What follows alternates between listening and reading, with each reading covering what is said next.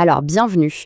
On a déjà exploré ensemble la santé, on a parlé de joie, mais là, attention, on change complètement de dimension. On va parler de territoire, on va parler de possession, de prendre ce qui nous revient de droit. Voilà, tout est dit. On parle de ce sentiment-là de tourner en rond, de stagner, alors on sent que la promesse est juste de l'autre côté. Assez. Écoutez bien, ceci n'est pas une simple leçon. Non, c'est un appel aux armes, un appel à la conquête. Il est temps de passer de la promesse à la possession. Il est temps de prendre ce qui nous est dû. Et pour ça, on va plonger direct dans le vif du sujet. Parce qu'il y a une loi spirituelle, un principe tellement puissant qu'il peut expliquer, oui, il peut expliquer pourquoi tant de prières donnent l'impression de frapper un mur.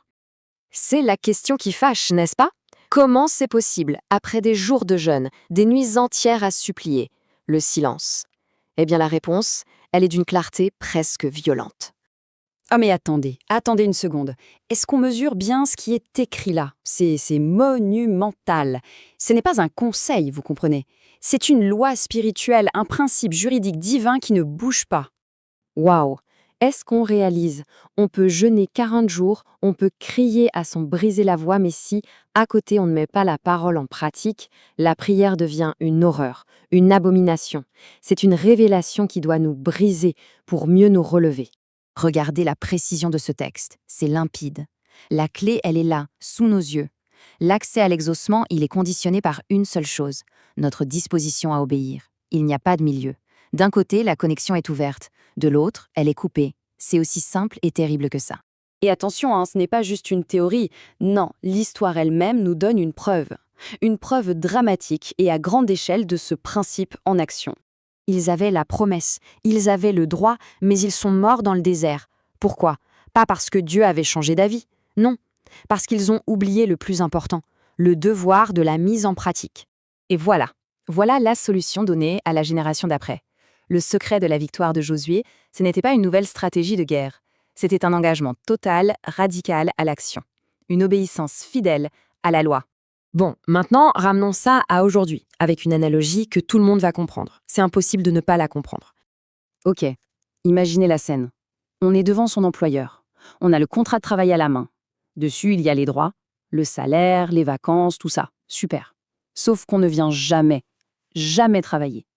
Est-ce qu'on oserait à la fin du mois pointer le bout de son nez et dire « Alors, c'est pour mon salaire ?» Bien sûr que non, c'est impensable. Eh bien, c'est exactement la même logique. Le royaume de Dieu, c'est un pays avec des lois. Nos bénédictions, notre héritage, ce sont nos droits de citoyens, des droits acquis à la croix. Mais notre premier devoir de citoyen, c'est l'obéissance à la parole, c'est de marcher selon la loi de ce royaume. Voilà la conclusion, elle est irréfutable. Ne demandons pas à l'exaucement si on refuse le service de la pratique. La pratique, ce n'est pas une option. C'est notre service, notre acte d'amour qui nous rend légitimes pour jouir de nos droits.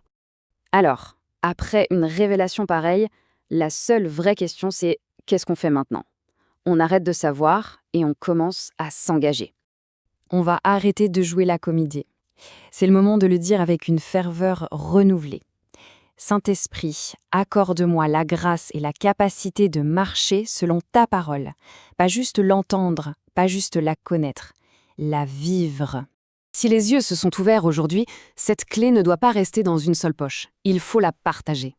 Partagez cette vidéo à un frère, une sœur qui tourne en rond dans son désert. Likez, activez la cloche des notifications. Et surtout, entrez dans votre héritage.